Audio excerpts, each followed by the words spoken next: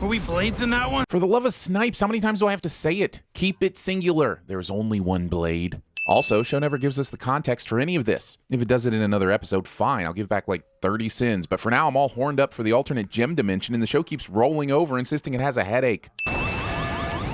Hello? Morty gets cell phone reception in space. Meanwhile, I lose connection anytime a nearby squirrel farts. Don't ask me how I know, I just know, okay? Painting your toenails on your bed with no towel or any kind of protection underneath.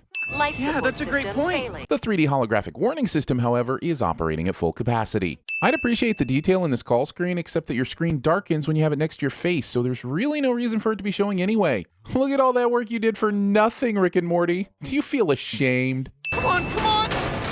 This works. Oh, you touched the ocean, Morty. Technically, the ship is touching the ocean. Rick and Morty are still in said ship, so I don't see how the treaty we're about to find out about with Mr. Nimbus has been broken. Kaboom! You've been lawyered. Now face the wrath of your once and eternal foe, Mr. Nimbus. Sorry? Who is that? My nemesis. Nimbus is never named, noted, nor noticed until now. Noteworthy nemesis named nonstop normally. This Nimbus Nimrod not nearly known enough for Nemesis nomination. I am Mr. Nimbus. He's gonna say that a lot. I mean, I would too if that was my name. It's Mr.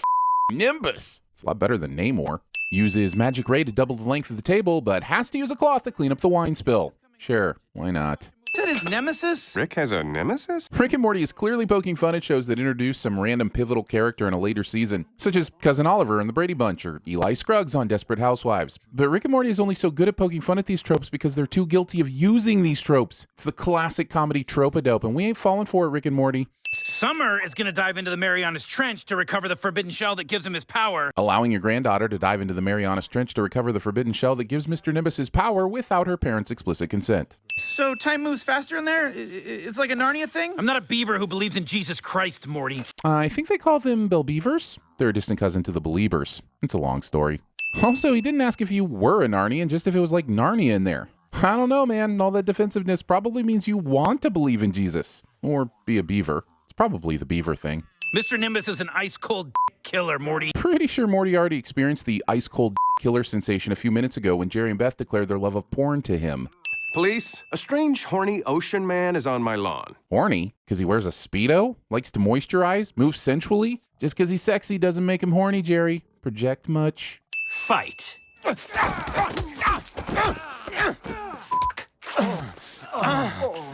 Flee. Jeez, Nimbus sums up the entirety of the human relationship cycle in 5 seconds. I don't know whether to take a sin off for the intense but hilarious depth, or sob in the corner contemplating the mundanity of my existence. In other words, yeah, it's a Rick and Morty episode. Leaving the recliner chair reclined. Patricide. Fine, whatever. Terms. Term number 1. How does Nimbus not hear this? He's right across the table. I accidentally had a video playing with similar noises across the table one time, and now I'm disinvited from family Thanksgiving. Also, where is this camera exactly, and did Rick plan it? And if Rick did plan it, why didn't he just grab the forbidden shell while he was down there? I thought you already went. I did. I just got a little busy. Why would you make up a lie that makes you look bad when the truth would make more sense and take the blame off of you? Yeah, I got it, but the adults wanted all of it. Bing, bang, boom, time to suck face. Where is your wine boy, Richard? I thirst. He's getting it. Now, I'm not sure why Rick thinks this because he didn't ask Morty to get more wine. What if it gets weird? Even just contemplating having sex with the fish guy already puts this in the weird category, so you might as well just go all in at this point, Jerry. The wine survives this. Centuries of this. Isn't every end a beginning? Stay back! I don't want your stripped-down Sundance sci-fi bull. Oh, Rick and Morty, how I hath missed you. Take your sin back for just being you, old friend. Can you believe he bought that tree bullshit? Easier than I can believe they've been running the simulation nonstop all these years just waiting on Morty to return. But sure, yeah, go for it. Make us slightly more wet. Title of my sex tape? I just took some wine. I said I was sorry. What the f*** is wrong with you people? But it was Morty's wine to take. So why does he think that that's the issue here? He realizes he's killed a lot of their people, right? It is Morty, though, so I guess maybe he doesn't realize this. Frozen in time, forever asleep. And exactly how long has forever been again? Morty leaves one time and comes back a decade later, but another time it seems millennia have passed. If you think I'm not going to send your inconsistent portal time passage rules just because you didn't officially establish any, you have severely underestimated my willingness to stretch for a sin. Why did I clone myself genitals? Weird Hoovy clone guy would be excellent at TVSins. Let me Deus Ex Machina this shit and let's go home. I believe you mean Deus Ex Rickina. If you're going to try to be all excellent at TVSins and such, at least throw a portmanteau in there to pretend to keep it fresh. Oh, well, that's cool. Why? Because it has a setting that disintegrates all clothing except the parts covering the genitals? I'd go with convenient or prudish. Prudvenient? Did you think I would let you die alone, Richard? Pelvis ex junkina. See? That's how it's done. Yes. Time. I had nothing but time. But he's never... While Rick winces in pain at this nutshot, I feel the need to point out that he's been standing here nonchalantly ignoring chunks of flesh out of his body. Either you feel pain or you don't, Rick. You can't have it both ways.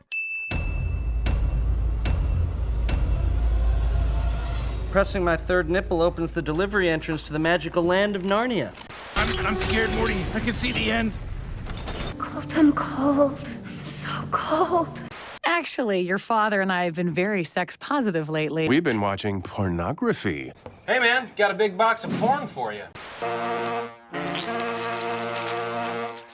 Is that Mr. Nimbus? Nimbus. I hear you can talk to fish.